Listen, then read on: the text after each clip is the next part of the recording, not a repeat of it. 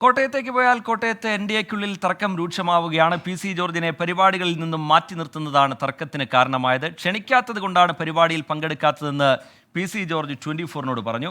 അതേസമയം യാതൊരു പ്രശ്നങ്ങളും എൻ.ഡി.എ മുന്നണിക്കുള്ളിൽ ഇല്ല എന്ന് കെ സുരേന്ദ്രനും വ്യക്തമാക്കി.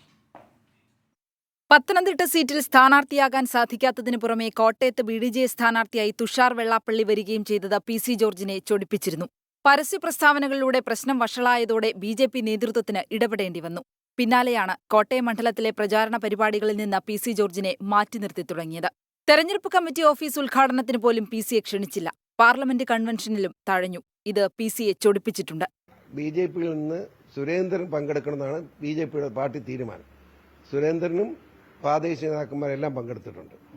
എന്നോട് പങ്കെടുക്കാൻ ആരും പറഞ്ഞിട്ടില്ല. എന്നാൽ പരസ്യ പ്രസ്താവന നടത്തി വെട്ടിലാകാതിരിക്കാൻ പി.സി. ജോർജ് ശ്രദ്ധിക്കുന്നുണ്ട്. എൻ.ഡി.എയിൽ പ്രശ്നങ്ങളില്ലെന്നാണ് കെ സുരേന്ദ്രൻ പറയുന്നത്. വരും ദിവസങ്ങളിൽ മറ്റു മണ്ഡലങ്ങളിലും പി.സി. ജോർജിനെ പ്രചാരണ പരിപാടിയിലേക്ക് ക്ഷണിച്ചിട്ടുണ്ട്.